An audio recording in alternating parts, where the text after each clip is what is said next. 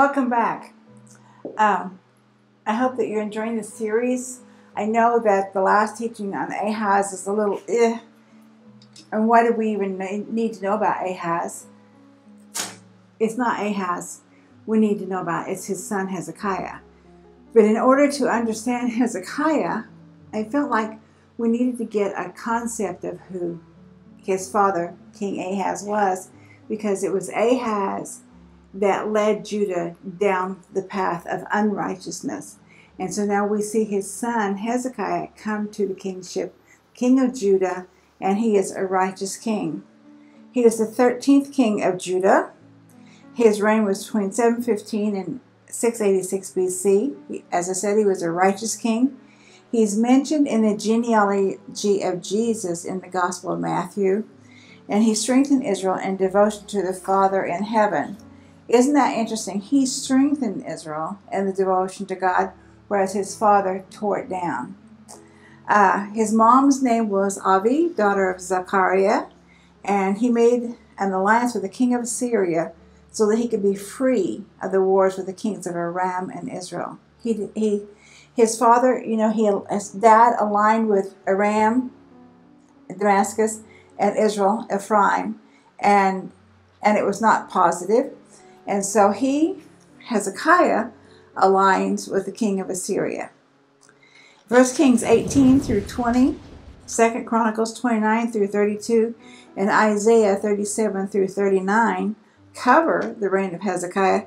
And aren't you glad we're not going to read all those scriptures today?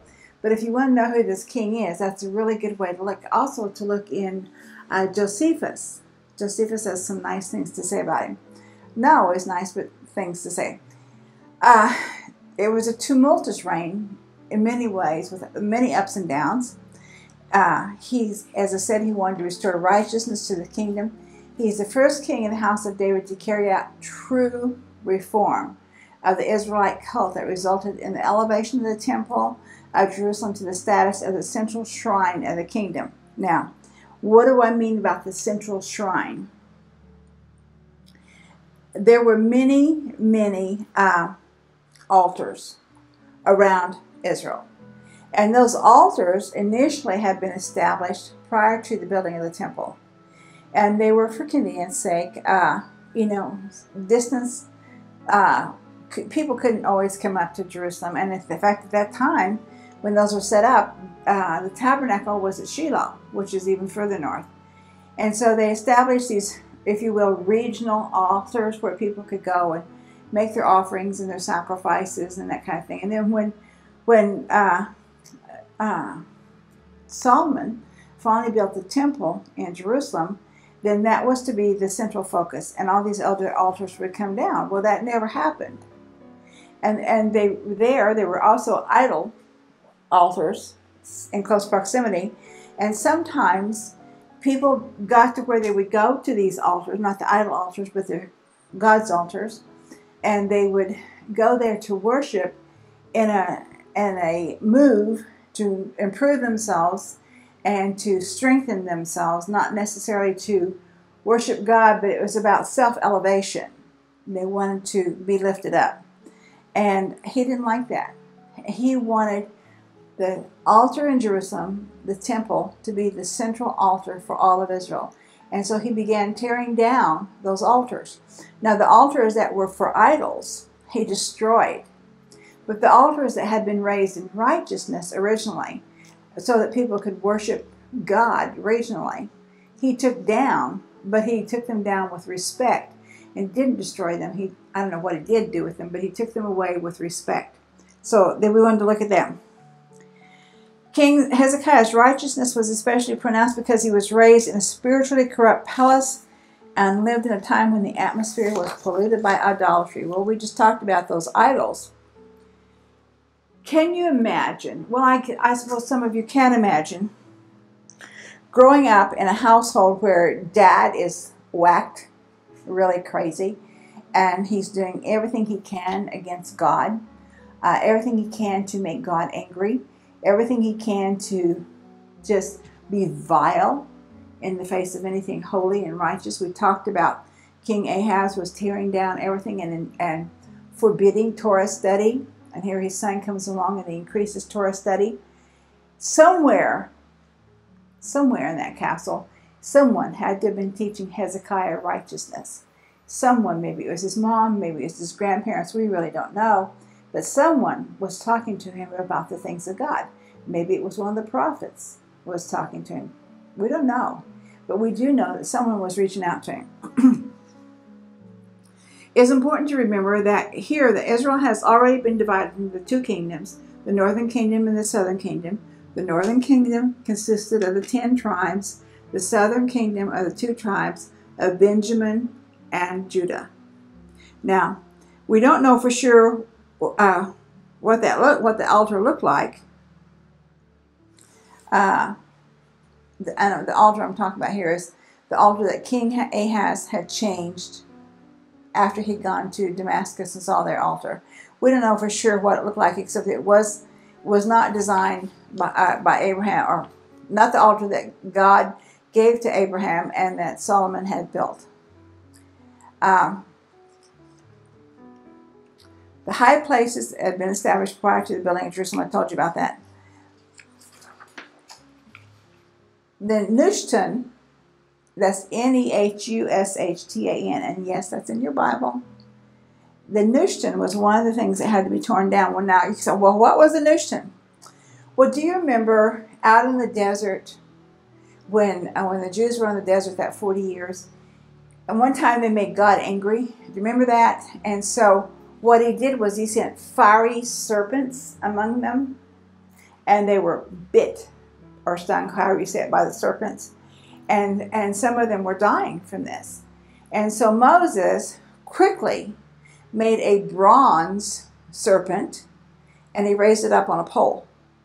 And now, I believe, my own little thought process, I believe this pole had to be like this, like a T-shape, because there had to be some way of attaching that serpent.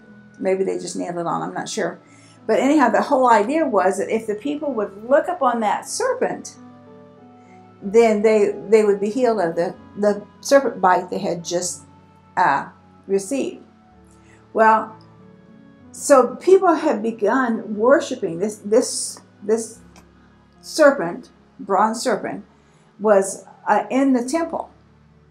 They brought it along. It was one of those things. It was a religious artifact from the desert time, and they brought it up to Jerusalem for the temple. And so the people had begun worshiping it, and they were actually burning incense in front of it. I mean, why don't you just go burn incense in front of your car? So anyhow, he took that down. But when he called it Nehushtan. Nehushtan means just a bronze thing. He defamed it first. He just said, it's just a piece of bronze. That's all. And he took it down and he destroyed it. Now, that's one of the things that he did that was so righteous. We don't know what he did with it other than destroyed it. And God responded in kindness, giving him success in all his undertakings. God appreciated what he was doing.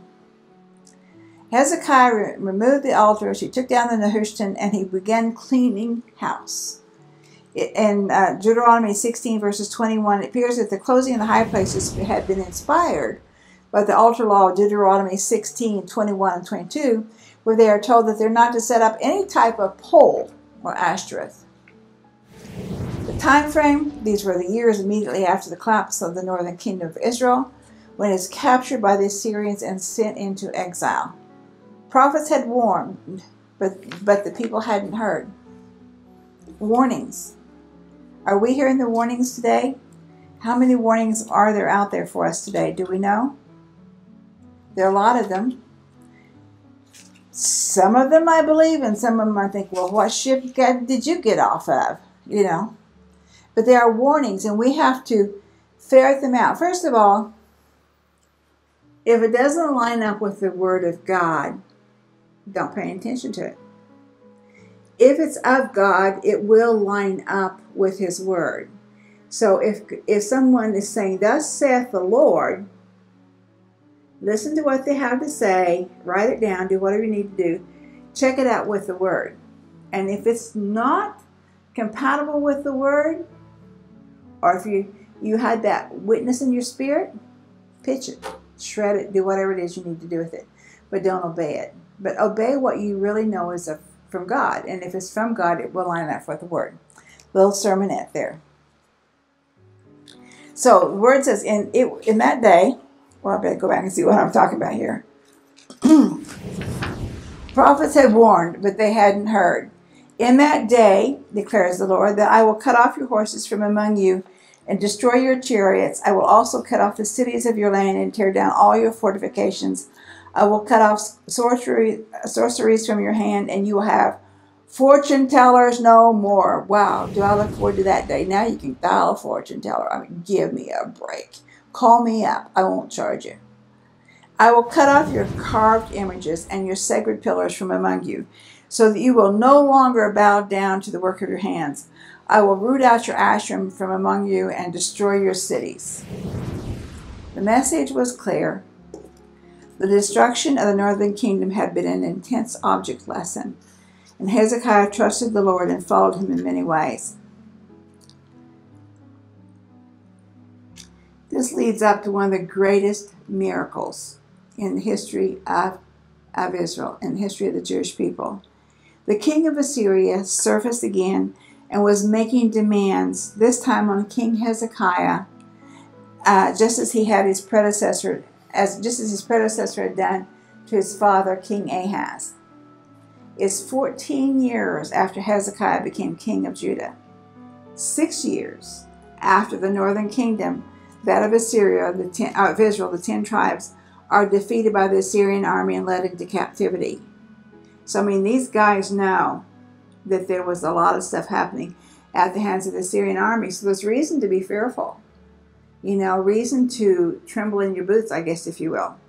And so Hezekiah prepares for battle by sealing the wells and the water supply outside the city to deny water to the Assyrian army.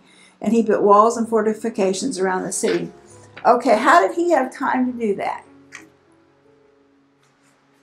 He didn't have satellite pictures. He didn't have drones. He didn't have a military intelligence system that told him that, hey, the Assyrians are coming. But what he did do was he bought himself some time. And as he bought that time, he sent his guys out to build the Salome Tunnel, or what we call as the Hezekiah Tunnel. It's a water tunnel carved underneath the city of David in Jerusalem.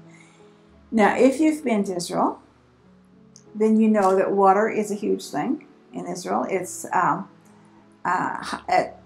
just scarce. You know, the main source of water, fresh water, is the Sea of Galilee, and then there's an aquifer, and other than that, they have the salt water of the Mediterranean and the foul water of the Dead Sea. So the water supply is precious in Israel, and it was then as well. So there was a spring that ran through the city, and there were some wells. However, if the enemy got his hands on that spring and he blocked it up, then he could basically thirst out, deny the city of water, and eventually they would surrender for lack of water. Or they could get access into the city through the spring because it came under the walls. Well, Hezekiah saw what was coming, and so he went out and he had his military barricade the spring and build a wall around it while they tunneled through the mountain. And so they had guys tunneling from this direction and guys tunneling from this direction. And today, you can go into the Hezekiah tunnel and it still holds water. And so there are a couple times that it does this. And so I don't know, nobody knows for sure how they had the tunnel engineered to where it would meet, but they figured it out. And there's a theory that somebody up above was tapping or something, making sounds that the guys could follow. But there are the correction spots, and the tunnel is narrow. I mean, I don't go into the tunnel because I'm claustrophobic. I don't like that. But there are places where the water is pretty deep, places where it's pretty shallow. Makes me think of that cave that those kids were just pulled out of in Thailand. And wasn't that a miracle? But anyhow, he built this tunnel to bring the water into the city. On the outside, he hid the spring, and he built a second wall around. He reinforced everything. This took some time. Did not happen overnight. Remember, they didn't have bulldozers to do it with. So this made it where the troops outside the city had no access to water. So any fresh water that they were able to get had to be brought down from Tiberias, hauled somehow to the point. Now, if you're a besieging army and you've surrounded the city and you're going to be there for a while because you're going to starve them out or whatever it is you're going to do, you need water, and you need a lot of water. The tunnel, the Hezekiah tunnel, is 553 meters long. I did my math on that. It's just over 664 yards, which would be equivalent to 6 2/3 football fields. That's pretty far, you know? It really is. And the tunnel was dug, as I said, from both ends, meeting at the same time in the middle. And interestingly enough, where they met, there's a plaque. It's not fully legible now, but the plaque, you know, it's like rock that was being carved. And where they met, it was all recorded on this plaque. And just talks about them coming from both directions.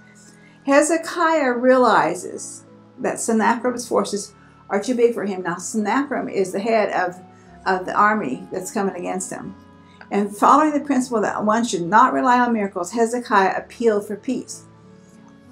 Sennacherib replied with an exorbitant demand for tribute. Now remember, what is this principle that one should not rely on miracles?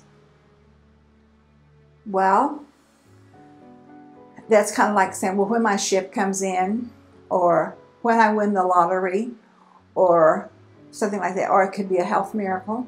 I'm not going to go to the doctor. I'm not going to take my kid to the doctor because I'm going to trust God. Trusting God is a wonderful thing to do, and I fully believe in trusting God. However, I also believe He wants us to do our part. Oftentimes, miracles come through the hands of man. Doctors can sometimes create miracles. So Sennacherib replied with an exorbitant demand for tribute. So, how did Hezekiah handle all this? He handled it 3 ways. He handled it with prayer. He handled it by sending a lavish tribute as demanded. And he handled it by preparing or planning for battle. Now, the plan for the battle was blocking off the water supply, reinforcing the walls of the city, and making the city ready for this. It wasn't exactly an easy thing to do. It had to be done in a hurry. Isaiah 36:1 through 39:8 does a great job of summarizing what happened. Sennacherib is king of Assyria now, and when he learns of King Hezekiah's rebellion, he is at war with Egyptians and Ethiopians, so he sends his henchman, Rabshakeh, with a large military contingency. And this military contingency comes out of Egypt, or not out of Egypt, but they're part of the troop that's not in Egypt where they can be spared. And so he goes to the walls of the city and he begins making loud proclamations. The thing with Rabshakeh is he was Jewish, and nobody knows for sure if he had been captured in one of the wars and therefore had gone ahead and volunteered to be one of the Assyrian army's people, or if he converted to whatever their religion was. Nobody knows for sure, but he spoke, the Bible says Judean, which was the language of the day, was Hebrew. And so he was the messenger sent to Hezekiah, sent to Jerusalem in Judea to make the proclamations that the war is coming. And he brought a message of fear and trembling. Well, what about this fear and trembling thing? Today, in our society, I personally believe there's a lot of fear and trembling going on. It's evil. It's coming from evil. There's been a spirit of evil released on our country just as was then. And this spirit of evil it lies, it proclaims, it goes forth accusing, it does name calling, it points fingers when fingers didn't need to be pointed, and it even gets violent. And I'm thinking of some of the civil organizations that we have today. The civil is not a word that really should apply to them. But you think of some of the organizations like Antifa, I don't know, some of the anti-President Trump movement, some of the anti-Supreme Court movement, some of the anti-fence on the border movement. It's anti, anti, anti. And sometimes I stand back and I look at this thing and I go, really? Do you not realize that in our Constitution, our leaders made provision for us to be safe and secure?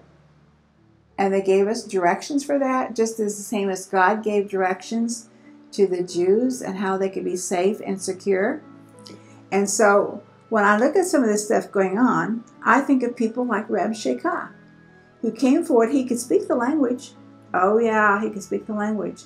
And this morning, I'm staying here. I'm in an Airbnb, and I was trying to get the latest news because I wanted to hear about the children in the cave in Thailand. And I turned on the TV, and I'm hearing these women going blah blah blah blah, and they were proclaiming how bad things are. And I'm thinking, really? I mean, bad for them, not for you, and not for me, but for them.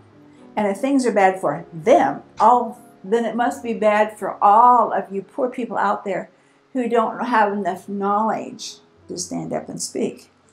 And I listened to this for about 32 seconds, and then I thought, I've had enough of that. Clicked it off. But that's what's going on now, is this vitriol, this hatred, this accusing, all the stuff that we're seeing here with Reb Sheikah saying this is going to happen here. He is saying it in such a loud manner that he is hoping that the citizens inside the walled city of Jerusalem would hear. Now I'll tell you this, sound carries very well in Israel.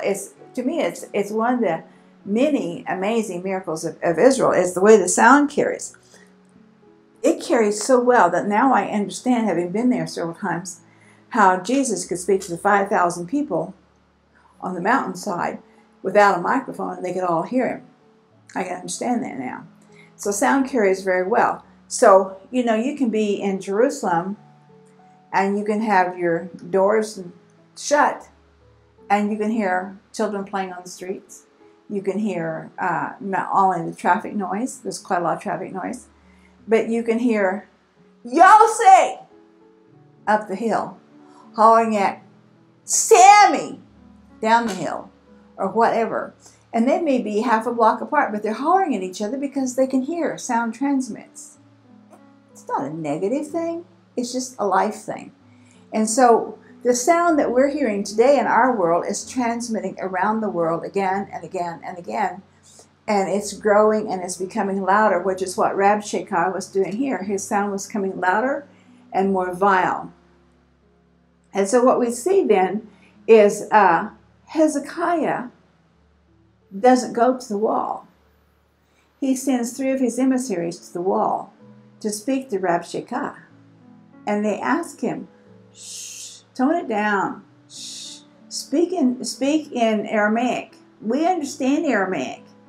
Don't speak in Judean, Hebrew, because you're frightening the people. Well, guess what he wanted to do? He wanted to frighten the people. So he just got louder and longer and proclaiming more damage to them. And he says, you know, Jews, you can surrender now.